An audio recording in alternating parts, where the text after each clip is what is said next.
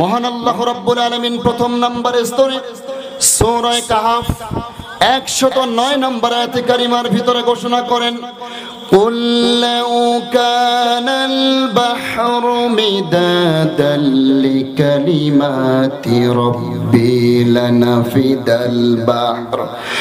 لنفد البحر قبل أن تنفد كلمات ربي ولو جئنا بمثله مددا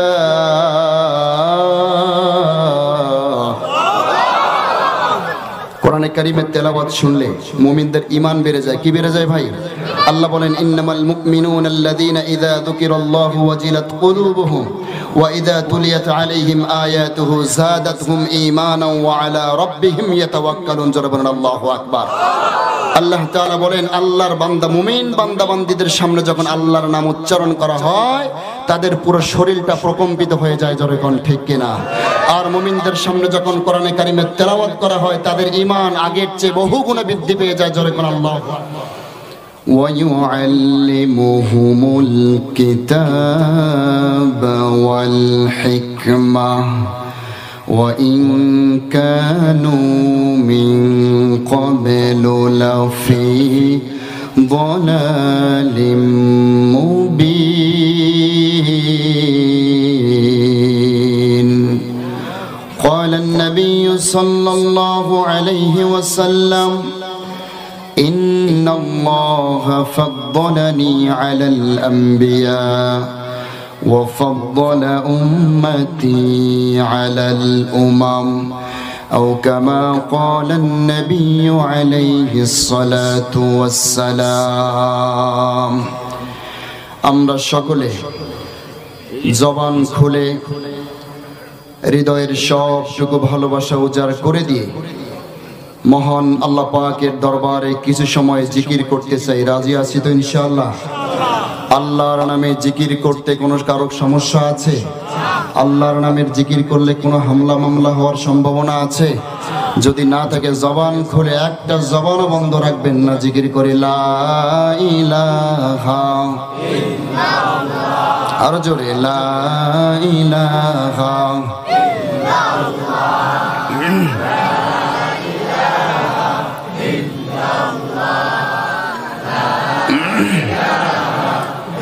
আল্লাহকে যারা ডাকিবা ভবে আল্লাহর আপন তারাই হবে। ঠিক না? আল্লাহকে যারা ডাকিবা ভবে আল্লাহর আপন তারাই হবে। ইহকালে শান্তি পরকালে মুক্তি দিবেন তারে আল্লাহ তাআলা। লা ইলাহা ইল্লাল্লাহ, লা ইলাহা ইল্লাল্লাহ, লা ইলাহা ইল্লাল্লাহ। দুঃখ পেরেশান কভু লাগিলে শান্তি পাই খোদা তোমার ডাকিলে। ঠিক না? দুঃখ পেরেশান কভু লাগিলে শান্তি পাই খোদা তোমার ডাকিলে। দিও শান্তি মোদের দিলে ও গো দয়াময় আল্লাহ তাআলা। লা ইলাহা ইল্লাল্লাহ,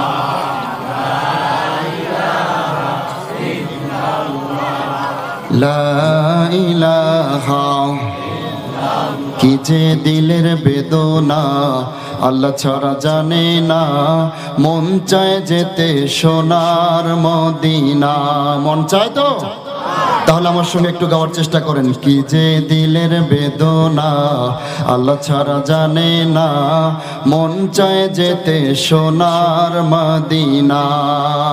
দিদারের আশায় কেঁদে বুক ভাষায়, দিদারের আশায় কেঁদে বুক ভাষায়, তবুও দিদার কেন মেলে না? কি যে দিলের বেদনা আল্লাহ ছাড়া জানে না, মন চায় যেতে সোনার মদিনা। লা ইলাহা, জবান খুলে জিকির করেন।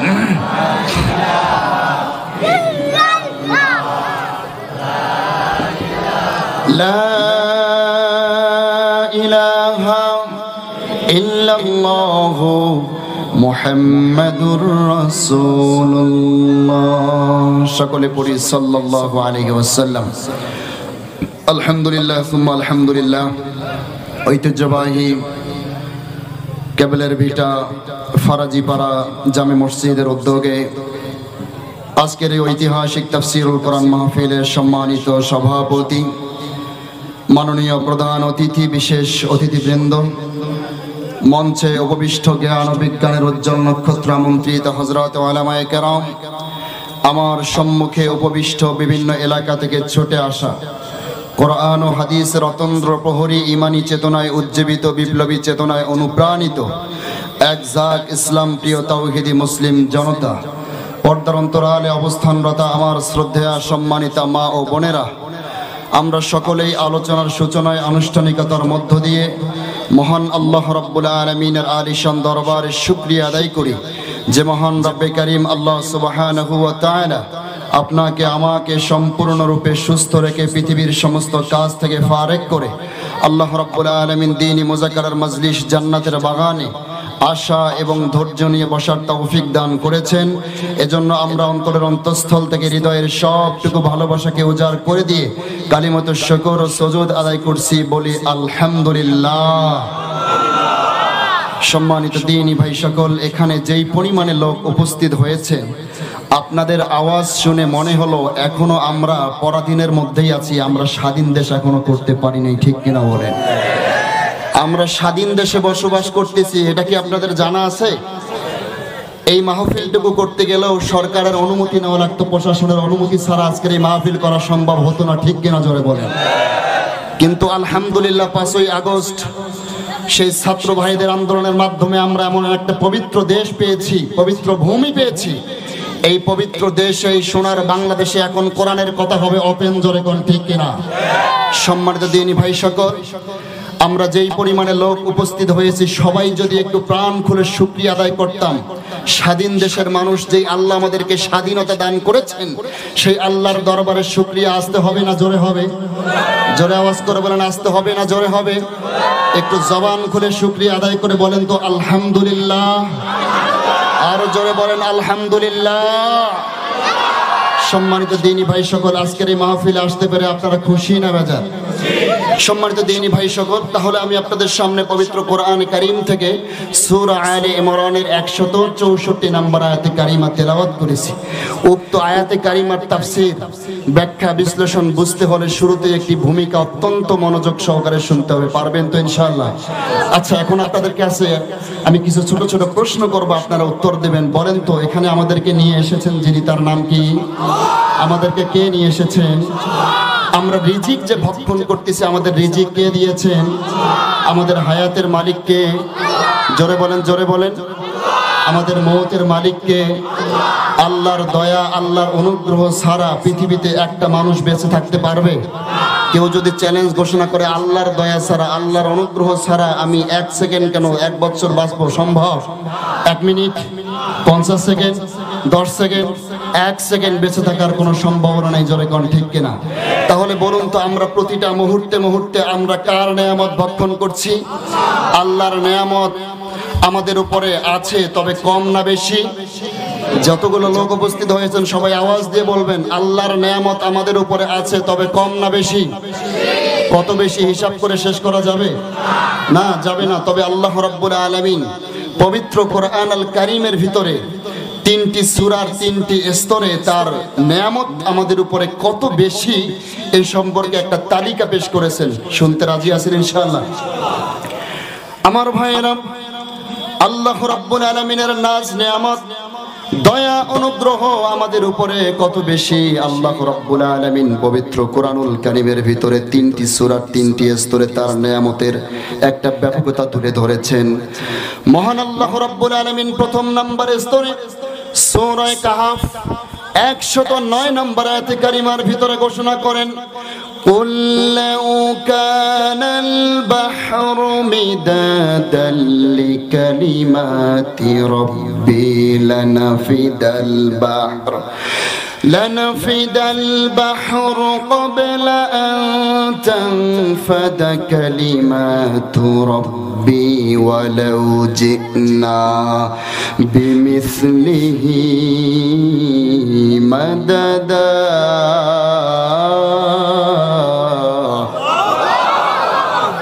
কোরআনে কারীমের তেলাওয়াত শুনলে মুমিনদের ঈমান বেড়ে যায়। কি বেড়ে যায় ভাই?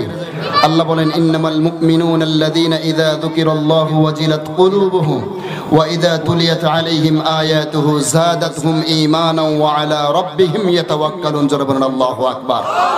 আল্লাহ তাআলা বলেন, আল্লাহর বান্দা মুমিন বান্দাবান্দীদের সামনে যখন আল্লাহর নাম উচ্চারণ করা হয় তাদের পুরো শরীরটা প্রকম্পিত হয়ে যায়। জোরে কোন ঠিক কিনা? আর মুমিনদের সামনে যখন কোরআনে কারীমের তেলাওয়াত করা হয় তাদের ঈমান আগের চেয়ে বহু গুণে বৃদ্ধি পেয়ে যায়। জোরে কোন আল্লাহু আকবার।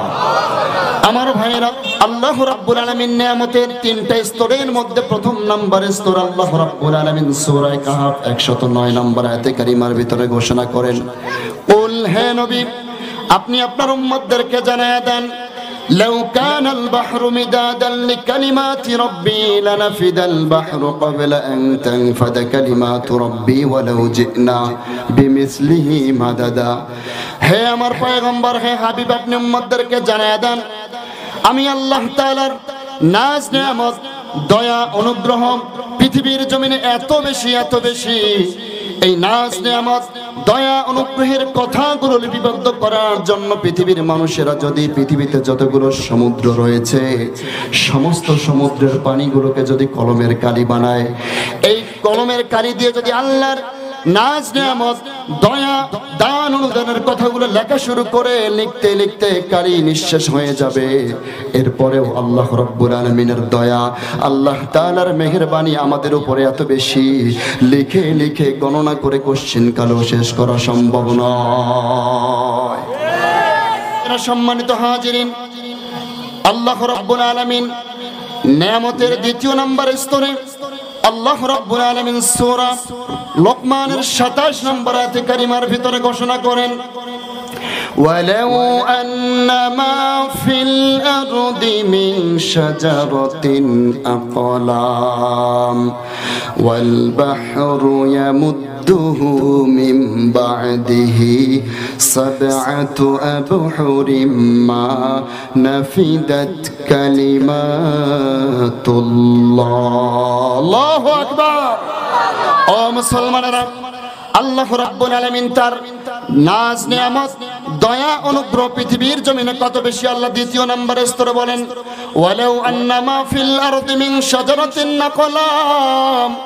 এ পৃথিবীর মানুষেরা, তোমরা যদি আমি আল্লাহর নাজ নিয়ামত দয়া অনুগ্রহের কথাগুলো লেখার জন্য পৃথিবীর জমিনে যতগুলো সাজারতন মানে বৃক্ষ, যতগুলো বৃক্ষ রয়েছে সমস্ত বৃক্ষগুলো যদি কলম বানাও, ওয়াল বাহরুহু পৃথিবীর জমিনে যতগুলো সমুদ্র রয়েছে সমস্ত সমুদ্রের পানিগুলোকে যদি তোমরা কলমের কালি বানাও, এর সঙ্গে সাবআতু আবহুর আরো 7 পৃথিবীর 7টা মহাসমুদ্রের পানিকেও যদি যুক্ত করো, এই কলমার কালি দিয়ে যদি আমি আল্লাহর দয়া অনুদানের কথাগুলো লেখা শুরু করো, লিখতে লিখতে কালি শেষ হয়ে যাবে, কলম নিঃশেষ হয়ে যাবে।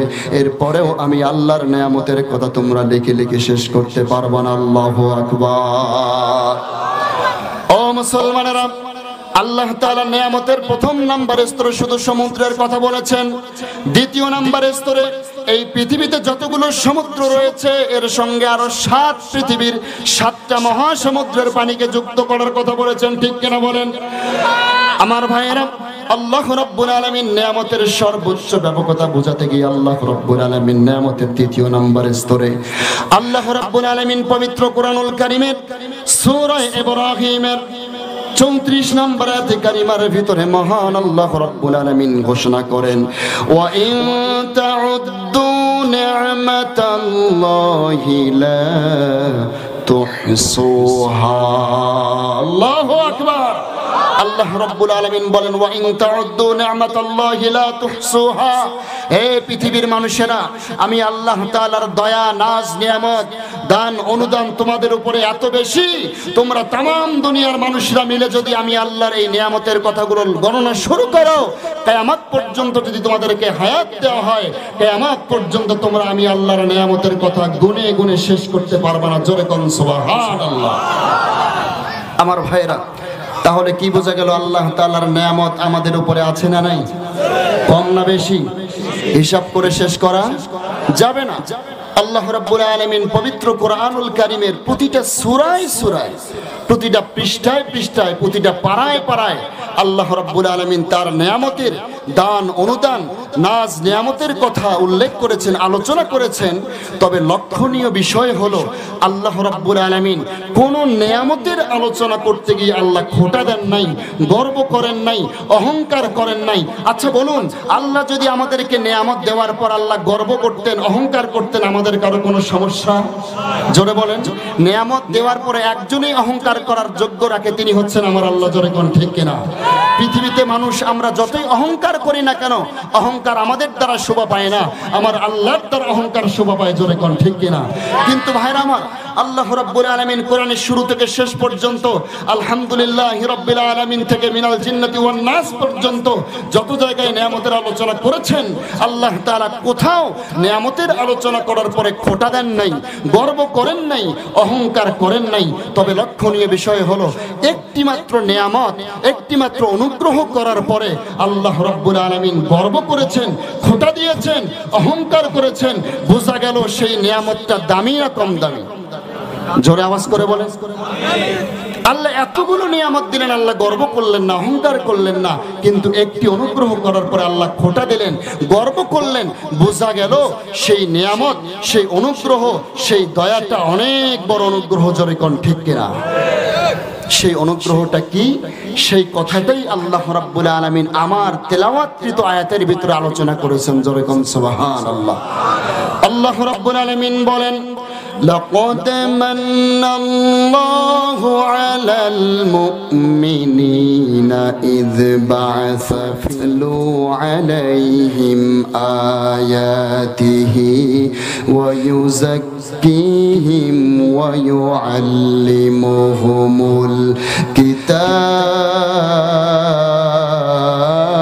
الكتاب। আল্লাহ রাব্বুল আলামিন আমার তেলাওয়াতকৃত আয়াতের শুরুতে লাকাদ শব্দ ব্যবহার করলেন। উলামায়ে কেরাম এখানে আছেন, তারা সহজেই বুঝবেন। লাকাদ লাম হরফটা হলো তাকিদ যুক্ত ব্যাকরণগত দিক থেকে। কদ এটাও তাকিদ। আল্লাহ তাআলা আয়াতের শুরুতেই ডাবল তাকিদ ব্যবহার করেছেন।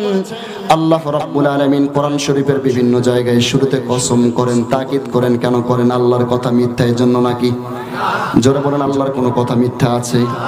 কেন আল্লাহ তাআলা কসম করেন, কেন তাকিদ করেন? কারণ হলো আল্লাহ তাআলা যেন কোনো গুরুত্বপূর্ণ বিষয় যখন মুমিন মুসলমানদেরকে সুসংবাদ হিসেবে দেন, আল্লাহ রাব্বুল আলামিন তখন শুরুতেই কসম করেন, তাকিদ দিয়ে কথাটা বলেন। কেন কসম করেন, কেন তাকিদ দেন? মুফাসসিরিনে কেরাম বলেন আল্লাহ তাআলা এজন্য কসম করেন, এজন্য তাকিদ দেন, কারণ হলো বান্দা বান্দিরা যেন ওই গুরুত্ব বিষয়টার কদর করে, সম্মান করে। জোরে কোন ঠিক কিনা? ও মুসলমানেরা, আল্লাহ রাব্বুল আলামিন আয়াতের শুরুতে লাকাদ শব্দ ব্যবহার করলেন, দুটো তাকিদ ব্যবহার করলেন। অর্থাৎ অবশ্যই অবশ্যই আল্লাহ তাআলা কথাটা জোর দিয়ে বোঝাতে চাচ্ছেন, লাকাদ অবশ্যই অবশ্যই, মান্নাল্লাহ আমি আল্লাহ দয়া করেছি, মিনাল মুমিনিন মুমিন মুসলমানদের উপরে। জোরে কোন আল্লাহু আকবার। লাকাদ মান্নাল্লাহু আলাল মুমিনিন। আল্লাহ রাব্বুল আলামিন বলেন, হে মুমিন মুসলমানেরা, আমি আল্লাহ তাআলা মুমিন মুসলমানদের উপরে বড় দয়া করেছি, বড় ইহসান করেছি। বলেন সুবহানাল্লাহ। ও মুসলমানেরা, আমরা যদি আল্লাহ তাআলাকে প্রশ্ন করি, রব্বুল আলামিন আপনি কোন দয়া করেছেন, কোন অনুগ্রহ করেছেন, যেই দয়া করার পরে, যে অনুগ্রহ করার পরে আপনি খোঁটা দিচ্ছেন, গর্ব করছেন, অহংকার করছেন, আপনি কোন দয়া আমাদের উপরে করেছেন? আল্লাহ রাব্বুল আলামিন সঙ্গে সঙ্গে তার বিরাট বড় অনুগ্রহের কথাটা সুসংবাদ হিসেবে মুমিন মুসলমানদেরকে জানিয়ে দেন। আল্লাহু আকবার বলেন। ও মুসলমানেরা, আল্লাহ রাব্বুল আলামিন বলেন, ইয বা'সা ফীহিম রাসূলাম মিন আনফুসিহিম। আল্লাহু আকবার। আল্লাহ রাব্বুল আলামিন বলেন, হে মুমিন মুসলমানেরা, আমি আল্লাহ রাব্বুল আলামিন তোমাদের মধ্য থেকে একজন নবী প্রেরণ করেছি, যেই নবীকে আমি আল্লাহ রাব্বুল আলামিন 4টা মিশন বাস্তবায়ন করার জন্য দুনিয়ার জমিনে প্রেরণ করেছি। কয়টা মিশন? 4টা মিশন। যেই নবীকে দিয়ে 4টা মিশন বাস্তবায়নের জন্য দুনিয়ার জমিনে প্রেরণ করেছি। 1 নাম্বার মিশন হলো ইয়াতলু আলাইহিম আয়াতিহি। সেই নবী দুনিয়ার জমিনে যাবে, কোরআনে কারিমের আয়াত নিজেও তেলাওয়াত করবে, উম্মতদেরকেও তেলাওয়াত শিক্ষা দিবেন। জোরে করে আল্লাহু আকবার। 2 নাম্বার মিশন হলো ওয়ায়ুযাক্কিহিম। মানুষদের অন্তরগুলো পবিত্র করবে, পরিশোধন করবে, পরিশোধিত করবে। কারণ হলো আল্লাহর নবী এমন একটা সময় দুনিয়ার জমিনে আগমন করেছেন, যেই সময়টা ছিল আইয়ামে জাহিলিয়া। জোরে কোন ঠিক কিনা? আইয়ামে জাহিলিয়ার মানুষেরা এতটাই বর্বর ছিল, এতটাই নিকৃষ্ট ছিল। ও মুসলমানের, আজকে তো আমাদের সন্তান হলে আমরা খুশি হয়ে যাই। জাহিলি সমাজের মানুষেরা কন্যা সন্তান জন্মগ্রহণ করলে নিজেকে পাকা পুরুষ মনে করত, কন্যা সন্তানটাকে জীবন্ত কবর দিত। জোরে কোন ঠিক কিনা? আমার ভাইয়েরা, মানুষদের অন্তরগুলো গুনাহ করতে করতে একেবারে কালো হয়ে গিয়েছিল। আমার নবীজিকে আল্লাহ তাআলা প্রেরণ করলেন, 2 নাম্বার মিশন দিলেন, 2 নাম্বার কাজ দিলেন, ওয়ায়ুযাক্কিহিম। মানুষদের অন্তরগুলো পবিত্র করবেন, পরিশোধন করবেন। জোরে কোন ঠিক কিনা? 3 নাম্বার মিশন হলো ওয়ায়ুআল্লিমুহুমুল কিতাব। আল্লাহ রাব্বুল আলামিনের পক্ষ থেকে যেই কোরআনে কারীম নবীজির উপরে নাজিল হবে, এই কোরআনে কারীমের সঠিক জ্ঞান উম্মতদেরকে শিক্ষা দিবেন। জোরে কোন ঠিক কিনা? 4 নাম্বার মিশন হলো ওয়াল হিকমা।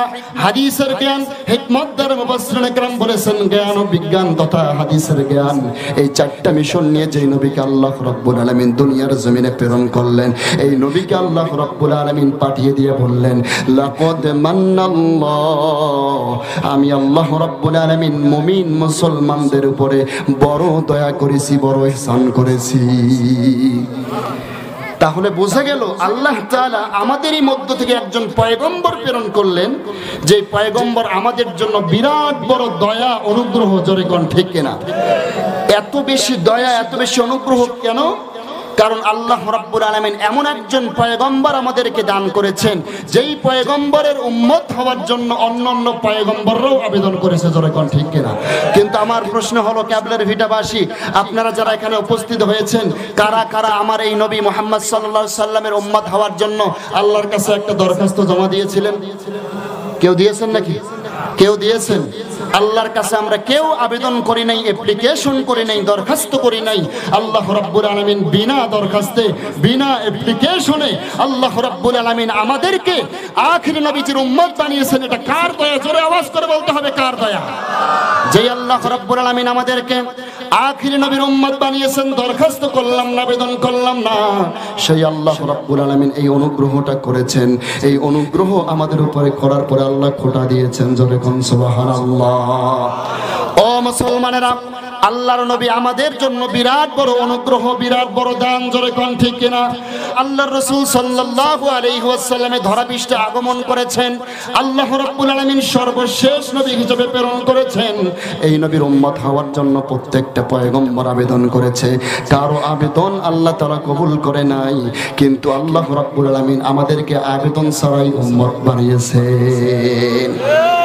আল্লাহ রাব্বুল আলামিনের কাছে হযরত আদম থেকে ঈসা পর্যন্ত প্রত্যেকটা পয়গম্বর আল্লাহর কাছে বলেছেন, আল্লাহ আপনি যদি আমাদেরকে নবী না বানাইয়া বিশ্ব নবী আখির নবীর উম্মত বানাইতেন, বড় খুশি হতাম। আল্লাহু আকবার বলেন।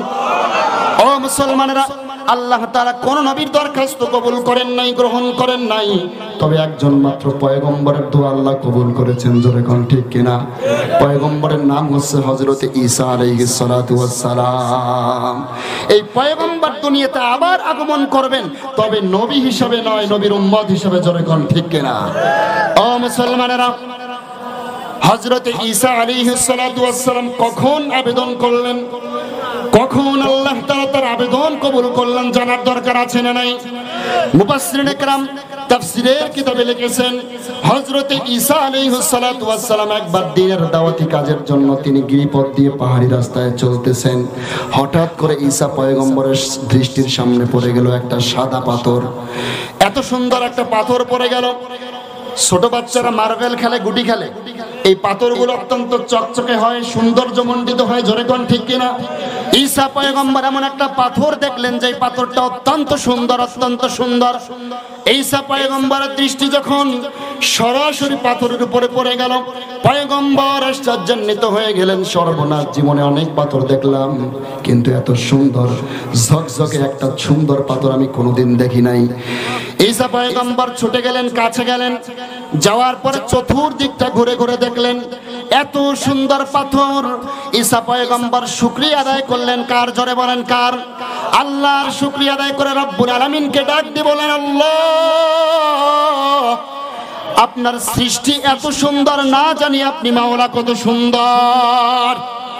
রব্বুল আলামিন আপনার সৃষ্টি এত সুন্দর আমি কখনো আগে দেখিনি, অনুভব করতে পারি নাই। ওগো রব্বুল আলামিন আপনি এত সুন্দর পাথরটাকে দিয়েছেন, সৌন্দর্য দিয়েছেন, কেমনে এত সুন্দর হলো? ও মুসলমান, আল্লাহ রব্বুল আলামিন পয়গম্বরকে বললেন, হে পয়গম্বর তুমি পাথরের বাইরের রূপটা দেখে আশ্চর্য হয়ে গেছো, আরো যদি ভিতরের রূপটা একটু দেখতে পেতে তুমি আরো অবাক হয়ে যেতে। আল্লাহু আকবার। পয়গম্বর আশ্চর্য হয়ে গেলেন, সর্বনাশ, বাইরের রূপটা এত সুন্দর, না জানি ভিতরের রূপটা আরো কত বেশি সুন্দর। জোরে কোন ঠিক কিনা? পয়গম্বর বললেন, ইয়া রব্বি, হে আমার রব, হে আমার আল্লাহ, আর মুহূর্তে দেরি করিও না, আমাকে এক্ষুনি দেখাইয়া দাও পাথরের ভিতরে কি লুকায়িত রেখেছো। পাথরের ভিতরে কি লুকায়িত আছে আমাকে এক্ষুনি দেখাইয়া দাও। আল্লাহ রাব্বুল আলামিন পয়গম্বর ঈসাকে বললেন, পয়গম্বর রে, তোমার হাতের ভিতরে যে লাঠি রয়েছে তুমি পাথরের উপরে আঘাত করো, পাথরের ভিতরে কি আমি লুকায়িত রেখেছি তোমার চোখের সামনে ভেসে উঠবে। জোরে কোন আল্লাহু আকবার। পয়গম্বর ঈসা হাতের লাঠি দ্বারা আঘাত করলেন পাথরের মাঝখানে। আমাদের মা বোনেরা যখন ডিম ভাজি করে মাঝখানে একটা খুন্তি দিয়ে মার দিলে দুই সাইডে খোসাটা চলে যায়, মাঝখান দিয়ে কুসুম বাইর হয়, ঠিক কিনা বলেন? পয়গম্বর মাঝখানে আঘাত করলেন, পাথরটা দ্বিখণ্ডিত হয়ে গেল। মাঝখানে একজন আল্লাহর বান্দা যুবক পাঞ্জাবি পরিহিত অবস্থায় যায় নামের যে মুসল্লায় দাঁড়িয়ে আল্লাহর কুদরতি কদমে সিজদায় পড়ে আছে। আল্লাহু আকবার বলেন। ও মুসলমানেরা, পয়গম্বর দেখে আশ্চর্য হয়ে গেলেন। পয়গম্বর আল্লাহকে বলেন, আল্লাহ এই পাথরটার কোনো সাইডে আমি কোনো দরওয়াজা দেখি নাই, কোনো জানালা দেখি নাই, কোনো ছিদ্র দেখি নাই, এই পাথরের ভিতরে এই লোকটা ঢুকলো কেমনে, কিভাবে সেখানে আছে, আমি তো মাথায় কাজ করতেছে না। ও মুসলমানেরা, আল্লাহ রাব্বুল আলামিন বললেন, পয়গম্বর রে, তুমি আর আমার কাছে প্রশ্ন করিও না, যা জানার প্রয়োজন ওই পাথরের ভিতরের লোকটা সালাম ফিরাবে তার কাছে জেনে নিবে। আল্লাহু আকবার বলেন। পয়গম্বর অপেক্ষা করতে লাগলেন কখন সালাম ফিরাবে। কিছুক্ষণ পরে দেখা গেল আল্লাহর বান্দা যখন নামাজের সালাম ফিরালো, সঙ্গে সঙ্গে ঈসা পয়গম্বরকে দেখে পাথরের ভিতরের লোকটা সালাম জানালো, আসসালামু আলাইকা ইয়া ঈসা রূহুল্লাহ। আল্লাহু আকবার বলেন। ওগো পয়গম্বর, আল্লাহর পয়গম্বর ঈসা আপনি এখানে কেন?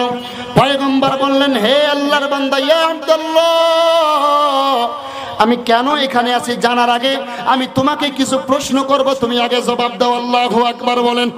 ও মুসলমানেরা, পয়গম্বর ঈসা ডাক দিয়ে বললেন, হে আল্লাহর বান্দা তুমি বলো, এই পাথরটার ভিতরে তুমি ঢুকলা কেমনে আগে জানতে চাই, ঠিক কিনা? জোরে বলেন। যে এই পাথরের মধ্যে কোনো ছিদ্র নাই, দরজা নাই, জানালা নাই, তুমি ঢুকলা কেমনে একটু জানতে চাই। হে আল্লাহর বান্দারা একটু লক্ষ্য করুন। পয়গম্বর ঈসা ডাক দিয়ে বললেন, হে আব্দুল্লাহ, হে আল্লাহর বান্দা তোমার কাছে আমার জানার কথা, তুমি এখানে কেমনে ঢুকলা, কতদিন থেকে ইবাদত করো, খাচ্ছ কি, কিভাবে তুমি এখান থেকে বাহির হও? আল্লাহর বান্দা জবাব দেওয়া শুরু করলেন, পয়গম্বর রে, আপনি ঘাবড়াবেন না, টেনশন করবেন না, যেই মাওলা আমাদেরকে সৃষ্টি করেছেন সেই মাওলার কুদরতি নিজামে আমি প্রবেশ করেছি। আল্লাহু আকবার। আমাদের ইবাদতগুলো হলো ভেজালযুক্ত ইবাদত, কিন্তু পাথরের ভিতরের ব্যক্তিটা 400 বছর থেকে ইবাদত করতেছে, তার ইবাদতের ভিতরে কোনো ভেজাল নাই, কোনো ভেজালের সংমিশ্রণ নাই। জোরে কোন ঠিক কিনা? পয়গম্বর অবাক হয়ে গেলেন, ডাক দিয়ে বললেন, ইয়া আব্দুল্লাহ, তুমি কেমনে কি আমল করার কারণে এখানে চলে এসেছো, আমাকে একটু জবাব দাও। আর এখানে তুমি কি খাও, কেমনে কি খেয়ে তুমি বেঁচে থাকো, একটু আমাকে বলো।